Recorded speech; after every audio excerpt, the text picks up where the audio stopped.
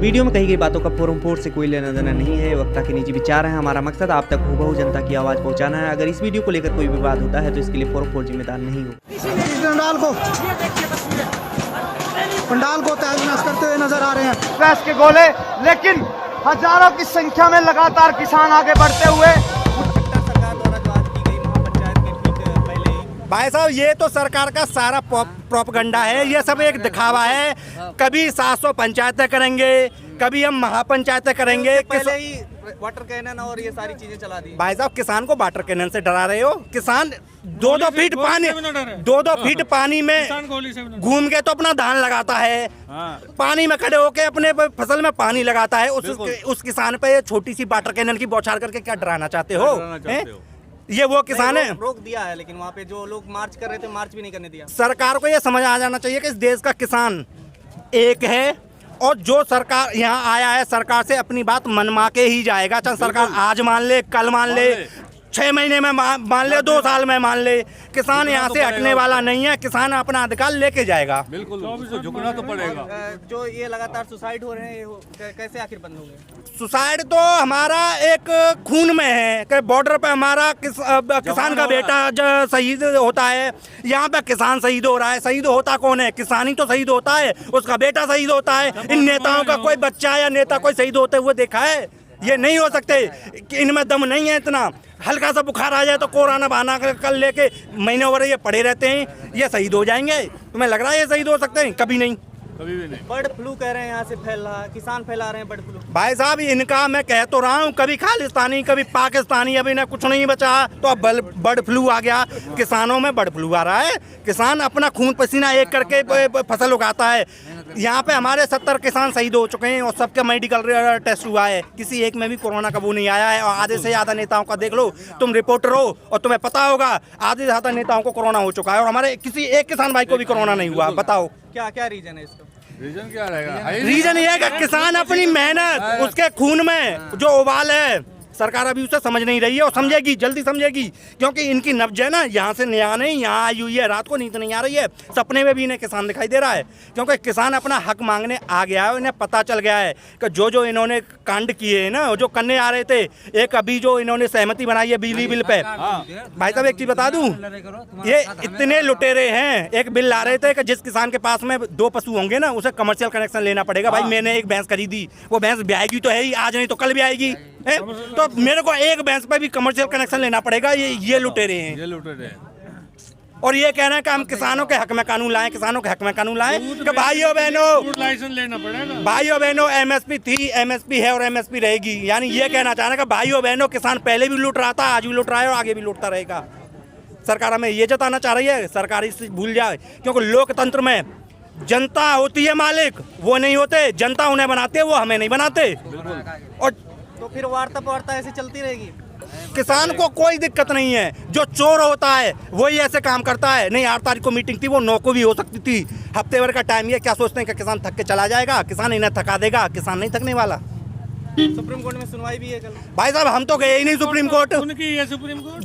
जिसने supreme court में याचिका दायर करी है, सुप्रीम कोर्ट उसे जवाब दे देगा। हमारे किसान का कोई भी एक भी प्रतिनिधि सुप्रीम कोर्ट में नहीं गया कि साहब आओ जी, आप हमारा फैसला करो, सरकार नहीं मान रही है। क्योंकि सुप्रीम कोर्ट ने कानून बनाया नहीं तो हम जाएंगे क्यों? सरकार ने बनाया है। जब केंद्र सरकार चुनी हुई हमारी सरकार है तो हम सरकार से ही बात करेंगे ना, उसी का गला पकड़ेंगे ना, और किसका पकड़ने जाएंगे? सुप्रीम कोर्ट में हम नहीं गए। जिसने याचिका दायर करी है, सुप्रीम कोर्ट अपने आप उससे जवाब दे देगा। अच्छा, ट्रम्प की सरकार पे, वहाँ पे ट्रम्प पे जो है बैन लग जाता है, ट्विटर पे कुछ ट्वीट करते हैं, यहाँ के लोगों पे क्यों नहीं होता ऐसा? भाई साहब, ये इंडियन गवर्नमेंट है, ये सब आपको पता है कि ये क्या कराते हैं, क्या है। ये इलेक्ट्रॉनिक मीडिया को इन्होंने कैसे अपनी बंदूक की नाल पे इन्होंने रख रखा है कि कैसे उससे काम कराना है, ये सब कुछ जानते हैं। ये करें तो ये हिंदुस्तानी, अगर हम लोग अपनी आवाज़ उठाएं तो हम खालिस्तानी। ये सरकार का प्रोपगंडा। लेकिन सरकार ने जो कुछ भी था उसके पास में ताम झाम साम दाम दंडवे जो कुछ अपनाना था, जो मुख्यमंत्री, प्रवक्ता, प्रधानमंत्री, जो कुछ था सब कुछ इन्होंने लगा दिया। लेकिन भाई साहब, आप भी यहाँ कवरेज करने आ रहे हो। जो पहले दिन या पहले हफ्ते में जो किसान था उससे दोगुना तिगुना हो चुका है। पहले दिन 4-5 से हजारों की संख्या में, अब लाखों की संख्या में किसान हैं, और सरकार नहीं मानी तो यह करोड़ों की संख्या में किसान होगा। और जो सरकार चाह रही है उसका डबल धर लो अभी, उसको जितनी जल्दी मान जाएगी ना उतना ही सरकार को बेनिफिट होगा। लेकिन योगी सरकार की पुलिस जो है, आपने देखा होगा एक वीडियो वायरल भाई साहब मैं यूपी से आता हूँ। धमका रही है, उसमें छज्जा आपका गिरा देंगे। छज्जा गिरा हो कब, किसके लिए बैठे हो, और उन पे है ही क्या? किसान को डराने धमकाने के अलावा उन पे है ही क्या? यह कुश्तियाँ किस लिए दिखाई गई? इनके जो हैं कर्मचारी हैं, कोई भी है, कुश्तियाँ ऐसी दिखाई गई है कि एक जना लड़ेगा, दो जनों से एक जना लड़ेगा, इसी मारे जो कुश्तियाँ लगाई गई हैं और दिखाई गई है हम लोग लड़ सकते हैं। लेकिन जो मीडिया, जो मेन स्ट्रीम मीडिया है, वो तो दिखा रही है कि आप लोग मनोरंजन कर रहे हैं। कौन मनोरंजन कर रहा है? दिखा रहे हैं, सरकार को दिखा रहे हैं कि ऐसे लड़ सकते हैं हम लोग। ऐसा ना मनोरंजन कर, ऐसे किसान लड़ सकता है, ऐसे किसान लड़ सकता है, मनोरंजन नहीं कर रहे हैं। 15 साल में हम लोग करीब 45 लाख करोड़ रुपए का नुकसान खा के बैठे हैं। यहाँ में ऐसे नहीं आए, अपनी फसल को आधे रेट में बेच के आए। आधे रेट में धान 1850 का था, 900,000 में बेच के आए हुए। मक्का 1850 की थी, 700-800 में बेच के आए हुए हैं। यहाँ पे सरकार हम लोग अपना सरकार से अधिकार लेने आए हैं और वो लेके जाएंगे। क्या इन लोगों को ये चीजें नहीं दिख रही? आप लोगों का दर्द नहीं दिख रहा, मनोरंजन दिख रहा है? मैं कहता रहा हूँ, ये पहले वाले तो चोर थे, ये लुटेरे आ गए हैं। पहले वालों ने तो थोड़ा बहुत खून छोड़ा था, इन्होंने वो भी चूस लिया। इन्हें सब कुछ किसान पे ही दिखाई देता है कि साला उसी का गला दबड़ो, उस पर ही है सब कुछ। इन्हें जहाँ कुछ है वो तो कुछ दिख नहीं रहा है, क्योंकि लॉकडाउन में जीडीपी जहाँ धड़ाम हो रही थी, माइनस में थी। ये किसान ही, एक कृषि क्षेत्र ही एक ऐसा क्षेत्र है जिसने उसमें दम बचा के रखा जीडीपी में। तो इनके जो सूट वोट वाले दोस्तों को लगा कि एक काम करते हैं भाई, कृषि में तो बहुत दम है, एक काम करो कि कृषि क्षेत्र को ही बेच मारो। जो सरकार जो कर रही है ना भाई साहब, हमारा हिंदुस्तान 94 नंबर पे आ गया भुखमरी में। ये कहाँ पे सोच रहे हैं ऐसे समृद्ध बनेगा हिंदुस्तान? और अभी तो कुछ नहीं है। जो ये कानून लेके आए हैं ना, ये 94 से सब पे टॉप पे पहुंच जाएगा हिंदुस्तान भुखमरी में।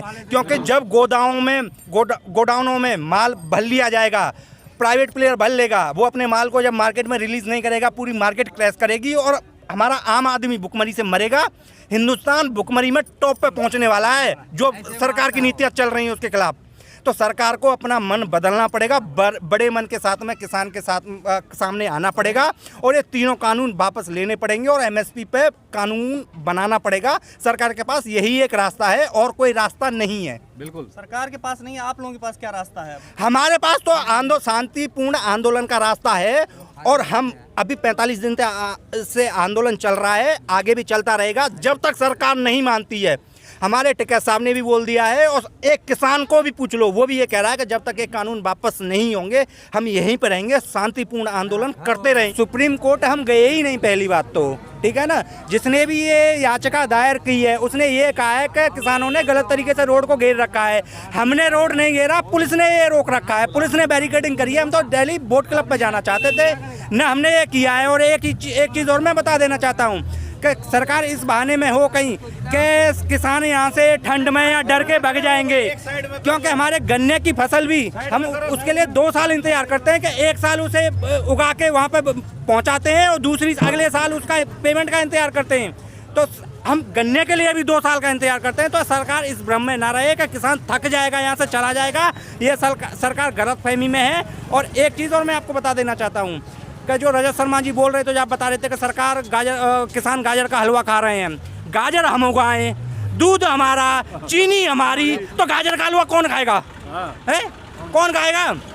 और एक चीज़ बता दूं, इस कानून को भाई साहब लागू हुए 6 महीने हो चुके हैं। 6 महीने में इसके साइड इफेक्ट ये हैं कि 48 मंडी मध्य प्रदेश में बंद हो चुकी हैं, जिनकी जीरो खरीदी है। जीरो का मतलब आप समझते हो ना, बंद। और किसानों के साथ में एक चीज़ और, 2018 में मोदी जी ने सहारनपुर में 62 दिया था कि 14 दिन में मैं गन्ने का भुगतान कराऊंगा, अन्यथा ब्याज सहित मैं पैसा दिलवाऊंगा। या तो वो मोदी झूठा था या आज का मोदी झूठा है, किसी एक को तो हमें चुनना पड़ेगा। सुप्रीम कोर्ट ने भी कहा था, ये उसके आदेश का भी सरकार उल्लंघन कर रही है। सुप्रीम कोर्ट ने भी बोला है कि किसानों का 14 दिन में गन्ने का भुगतान कराओ।